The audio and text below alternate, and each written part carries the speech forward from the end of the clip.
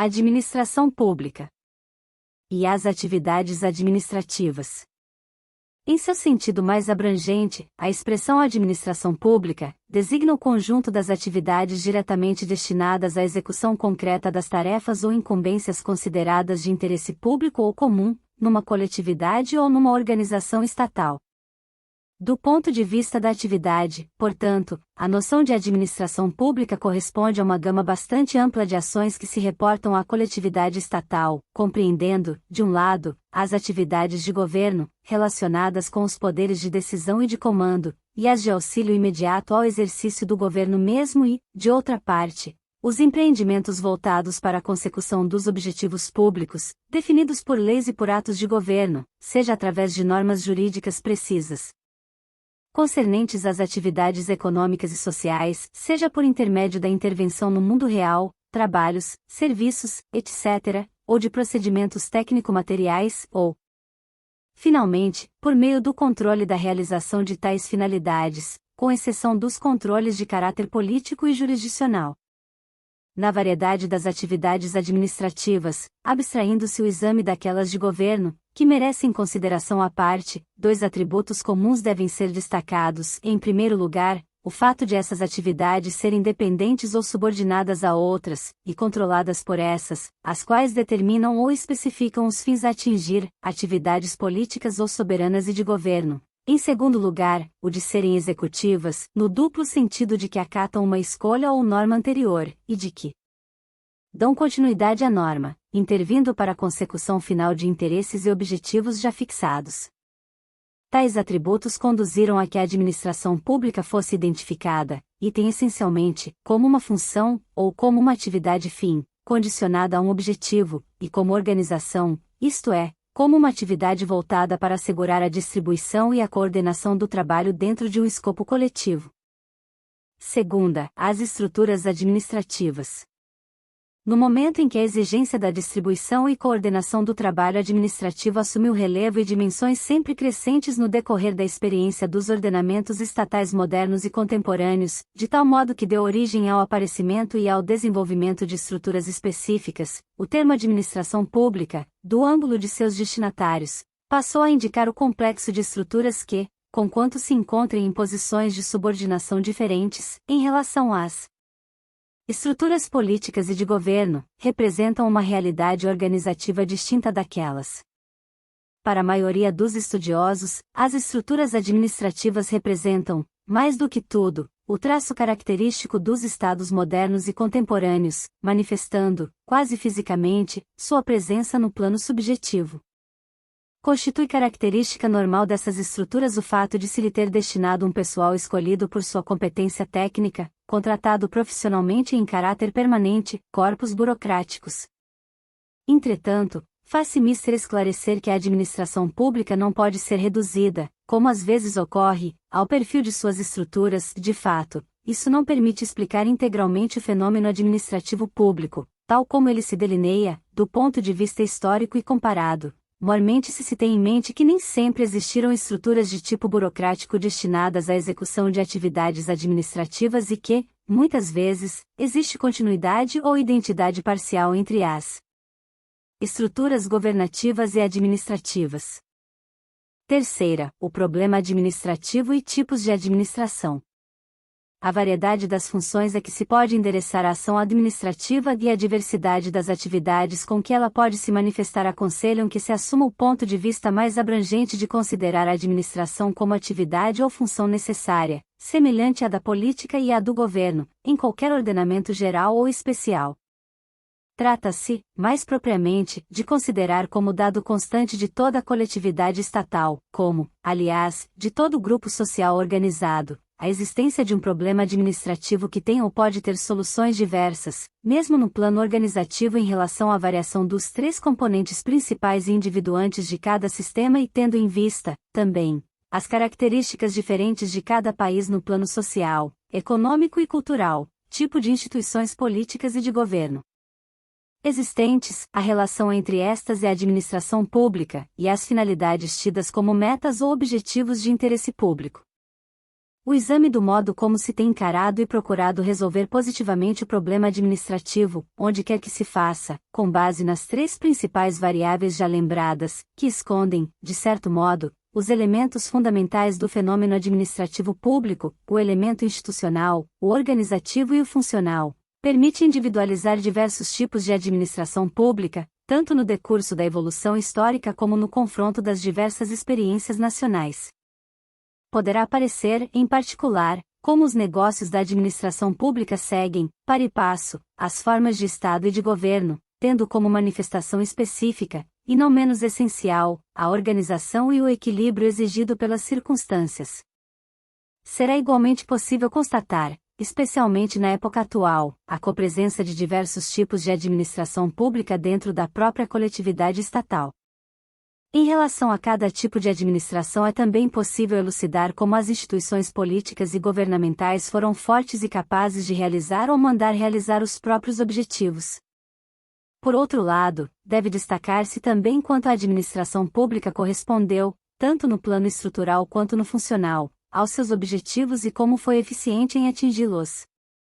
Dentro desta relação que vê, numa posição de recíproca complementaridade e simultaneamente de contraposição, a função política e governamental e administrativa, colocasse uma das problemáticas vitais mais complexas e, parcialmente, insolúveis do nosso tempo. Torna-se particularmente evidente que nela existem amplas estruturas burocráticas, como regra, enquanto, na realidade efetiva, a relação institucional de dependência que a caracteriza pode apresentar valores, se não opostos, pelo menos profundamente divergentes daqueles que foram previamente estabelecidos. O respectivo papel das estruturas políticas e administrativas tendem a uma troca recíproca ou a uma configuração baseada no equilíbrio substancialmente alterado. Daqui nasce outra temática, tipicamente sociológica, que caracteriza a administração pública de hoje em diversos contextos institucionais dentro de uma variada tipologia, a do papel político desenvolvido de fato pelas estruturas burocráticas. Quarta, a administração da soberania. Para esquematizar sumariamente quais os tipos de administração que adquiriram maior importância nas formas de Estado e de governo modernas e contemporâneas, tendo em vista particularmente as experiências italiana e brasileira, e sem pretender ilustrar na sua singularidade histórica as várias administrações nacionais dos dois países, convirá, antes de tudo, relembrar a formação das grandes monarquias da Europa continental. Com o surgimento e o desenvolvimento de tais instituições de governo monocrático e absoluto realiza-se, como é conhecido, um tipo de administração que representa, em certo sentido, a condição necessária para que os nossos poderes políticos possam afirmar-se, estabilizar-se e manter-se. A ação administrativa é essencialmente orientada, portanto, para a conquista dos meios indispensáveis à conservação e reforço do poder régio constituído. Pode pensar-se, dentro de tal perspectiva, que os primeiros setores administrativos a desenvolver-se são o setor militar e o financeiro e que, entretanto, se assiste ao progressivo monopólio da função jurisdicional do chefe soberano. A organização do governo régio tende, além disso, a articular-se e a difundir-se de modo uniforme por todo o território, através da criação de estruturas de administração periférica, cujos responsáveis estão vinculados, por delegação ou por representação do governo central, enquanto as funções administrativas do governo autônomo local, especialmente urbano, se vão degradando. No que diz respeito a tais finalidades de base e a tais modalidades de desenvolvimento, a ação administrativa se posiciona como com participação no exercício da autoridade soberana ou como autoridade soberana delegada. Neste sentido, a administração pública se confunde com a atividade e o poder do governo. Esta característica explicará notável influência sobre a sucessiva evolução do fenômeno da administração pública. No contexto, o elemento institucional tem prevalência sobre o organizativo e o funcional. Estes se integram na fórmula unitária do serviço para o rei, ou para a coroa. Tal fórmula contradiz só aparentemente a colocação da administração como soberania delegada. O duplo aspecto do comando, para fora, e do serviço, para dentro, contribui também para lançar luzes sobre a posição especial do aspecto da organização que a administração pública assume em relação ao poder político do governo e de toda a coletividade. Faz-se uma nítida distinção, especialmente, entre as regras do ordenamento próprio da administração e as do ordenamento em geral. Isso tem muito que ver com as experiências estatais da Europa continental. A experiência anglo-saxônica é caracterizada por uma restrita área de atividades soberanas em sentido próprio e por uma subordinação geral das atividades públicas às normas do direito comum, sendo caracterizada também pelo respeito e pela utilização dos poderes políticos locais para as metas da administração. A organização administrativa do Estado absolutista não tem, portanto, características estruturais autônomas em relação às da autoridade soberana. Todavia apresenta-se como um esquema de pessoas ligadas por vínculos de subordinação interna e privada ao soberano e, como já se disse, como organização ou administração privada da soberania. A falta de características estruturais próprias típicas e autônomas por outra parte, há um período em que existe uma indistinção subjetiva das funções públicas, corresponde uma centralização que é avaliada antes de tudo no plano político. O problema administrativo é resolvido na homogeneidade institucional e política entre governantes e pessoal administrativo, com base na natureza das tarefas a executar, no modesto volume de recursos, na preparação técnica específica e na limitada necessidade de recorrer a estruturas burocráticas. V. A administração empresarial. É da transformação destas premissas ligadas entre si que derivam, já antes do advento do Estado de Direito Constitucional, importantes modificações que levam ao progressivo e impetuoso predomínio da organização, mesmo no âmbito da colocação que lhe foi dada originariamente. Com a ampliação das tarefas públicas no campo das intervenções infraestruturais, e dos serviços sociais e ainda no das atividades econômicas de base, fenômeno típico de uma variante do Estado absoluto seria o Estado policial, emergem os traços de uma administração diversa cujos fins estão voltados para interesses coletivos, o que requer estruturas próprias e estáveis e ainda pessoal recrutado profissionalmente e tecnicamente qualificado. E a partir daqui que nascem formas de organização autônoma, regidas por normas próprias e critérios internos de ação, especialmente no campo da contabilidade e das finanças, predispostas a atingir determinados objetivos de caráter produtivo, as empresas. A administração que participa do governo e a emanação da autoridade soberana se justapõe à administração empresarial, um módulo organizativo de grande interesse para as perspectivas atuais da administração pública, conforme já, oportunamente, acentuaram muitos estudiosos. Tal módulo organizativo comportava de fato a ruptura da continuidade estrutural entre governo e administração e dava um relevo, à parte as responsabilidades decisórias próprias do governo e também as de atuação e de gestão organizativa das mesmas. Isso teria podido assegurar um notável efeito classificador no momento em que o ato de administrar entrou, juntamente com outras funções públicas, no sistema do Estado constitucional de governo parlamentar. Bem ao contrário, o modelo da administração empresarial foi baseado na proclamada necessidade de submeter todo o funcionamento do aparelho estatal ao controle do parlamento através da responsabilidade das instituições ministeriais. Sexta, a administração. A autoridade e a organização hierárquica. Com o aparecimento dos regimes constitucionais, a administração foi subordinada à lei e inserida no chamado poder executivo estatal. Isto, porém, não fez senão dar uma roupagem formal mais atualizada ao que já era uma ordem conceitual e prática preexistente. Os novos princípios e os novos dispositivos institucionais agiram não no sentido da transformação mas no da limitação e controle da ação administrativa em relação ao público.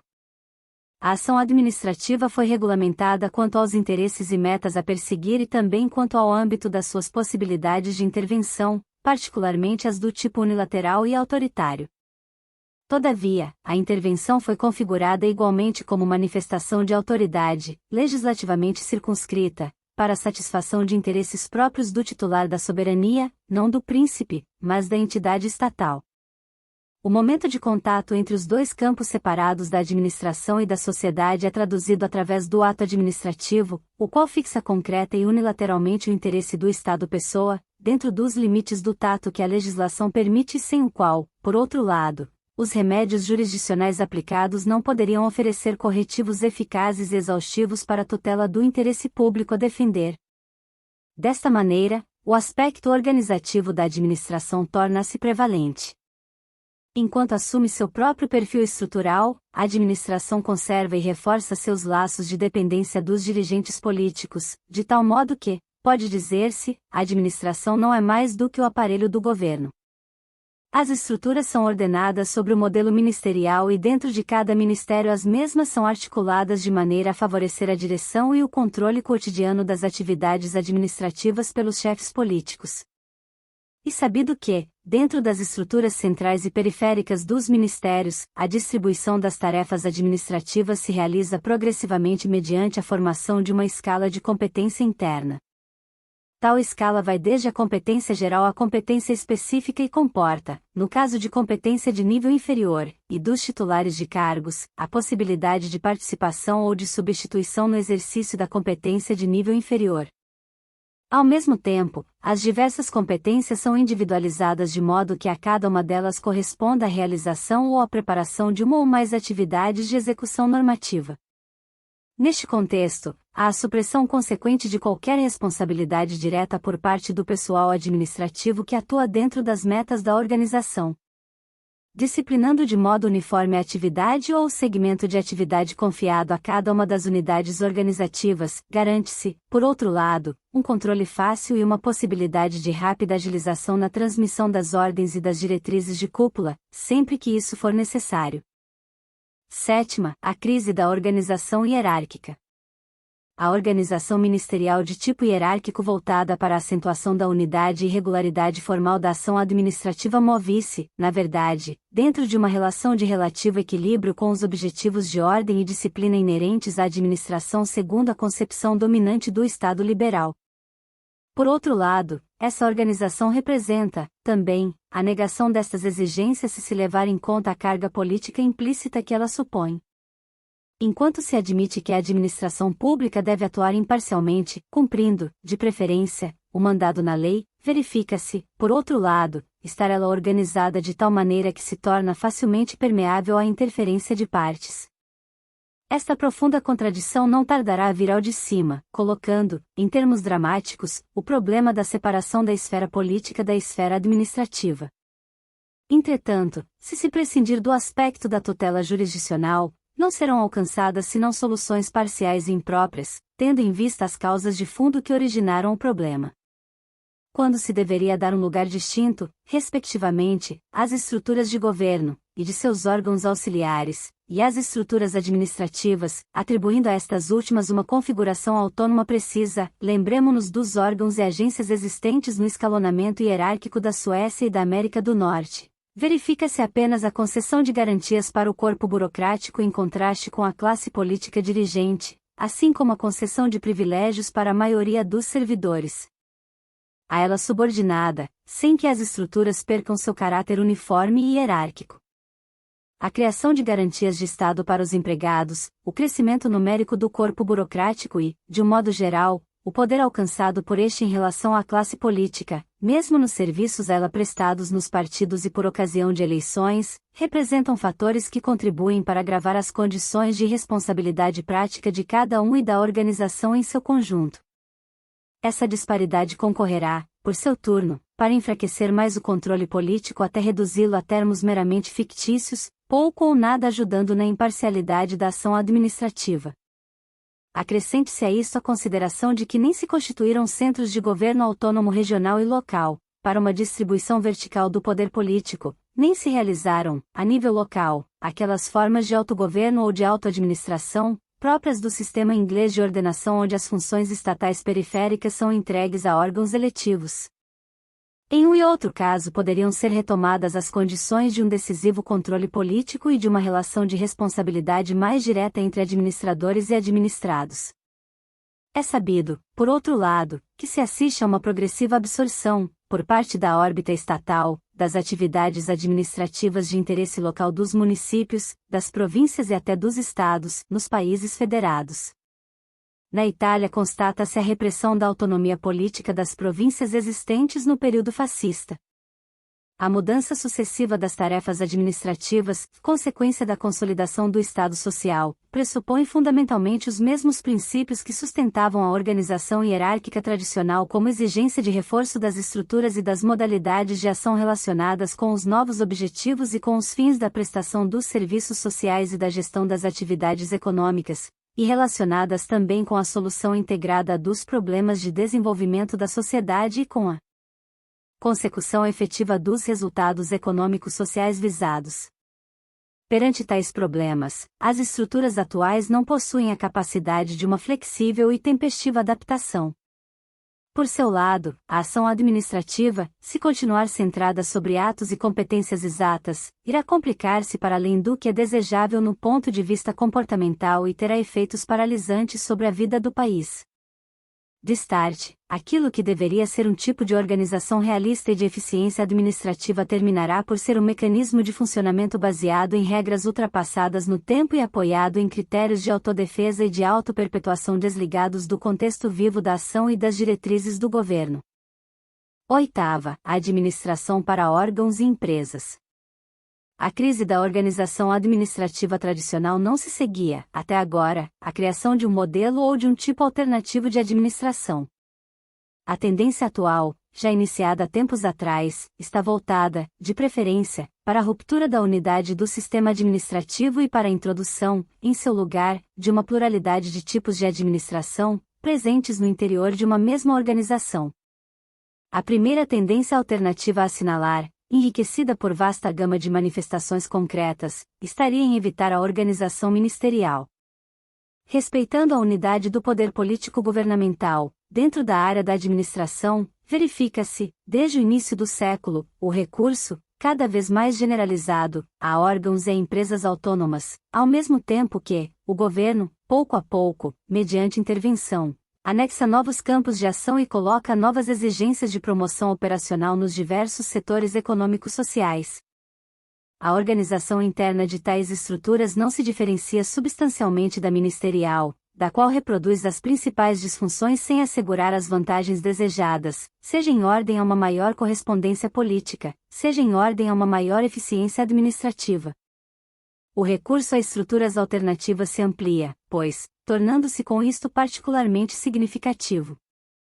No emprego de formas organizativas próprias do mundo econômico e empresarial privado, em particular, as sociedades acionárias de participação ou de direito público, primeiro para os grandes setores de economia de base e, depois, como aconteceu em tempos recentíssimos, para as atividades tecnologicamente sofisticadas ou complexas do ponto de vista organizativo, informática, técnicas e participação de programação organizativa, territorial e econômica, etc.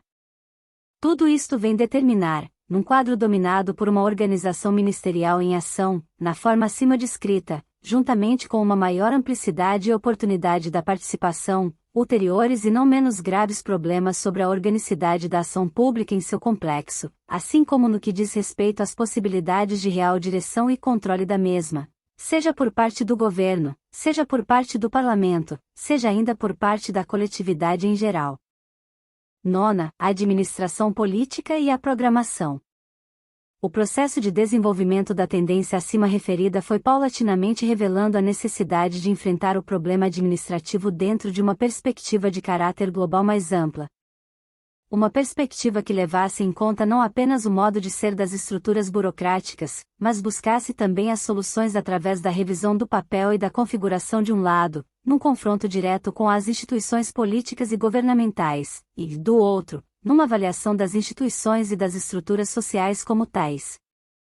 Dada a variedade das atividades administrativas, que compreendem momentos funcionais diversos desde aqueles que são propriamente governamentais ou de órgãos auxiliares do governo até os que são de prestação de serviços utilitários ou específicos, ambos configuráveis dentro de uma relação de complementaridade específica, existe a perspectiva de que os novos tempos exigirão que seja dada uma expressão adequada aos diversos momentos funcionais, incluindo o plano organizativo que deve olhar as características e os requisitos peculiares de cada servidor no ordenamento democrático. Isto comporta uma mudança radical no modo de conceber e de colocar a ação administrativa.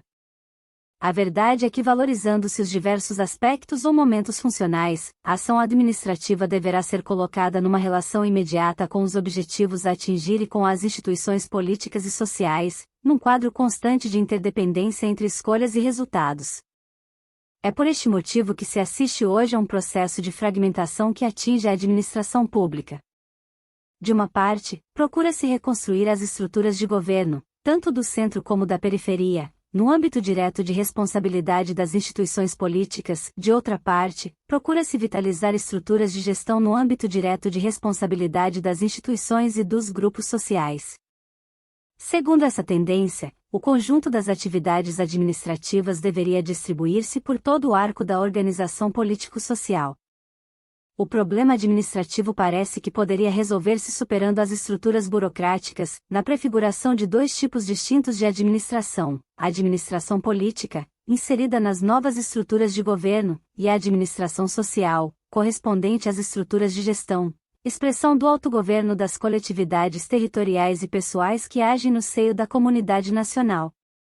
A fim de que tal coisa possa realizar-se, parece que o primeiro problema funcional a ser reavaliado e reestruturado é o do governo.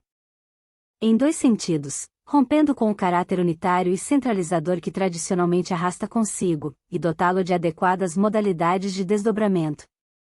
No primeiro ponto de vista é colocada em relevo a regionalização como processo comum em voga, tanto na Itália como na Europa. Tal regionalização pode fazer-se através da distribuição dos poderes do Estado e também através da coordenação dos poderes locais. É um modo de se retomar, atualizada, a fórmula dos Estados federados que tendem a assumir características afins aos Estados regionais. O segundo ponto de vista coloca em destaque o método da programação. Já que as leis tendem cada vez mais a fixar os objetivos últimos e a deixar necessariamente amplo espaço para a ação executiva, compete a esta substancialmente determinar as próprias modalidades de participação no espaço e no tempo, fixando, ou melhor, projetando concretamente o programa a desenvolver. O ponto alto da ação do governo está, portanto, na programação e no planejamento, os quais, embora não garantam mais, como acontecia na administração tradicional, a discriminação entre autoridade e liberdade, na medida em que primazia aos interesses das pessoas e dos órgãos públicos em relação aos interesses privados, estabelecem, entretanto, critérios e instrumentos para o cumprimento de objetivos comuns de relevância social, arbitrando e mediando entre uma pluralidade de interesses coletivos. Daqui nasce particularmente a exigência, repetidamente presente na legislação, de dar amplo relevo ao processamento na fase de formação dos programas, na mira de favorecer a participação desses interesses e de obter uma ponderação conveniente por parte da administração política.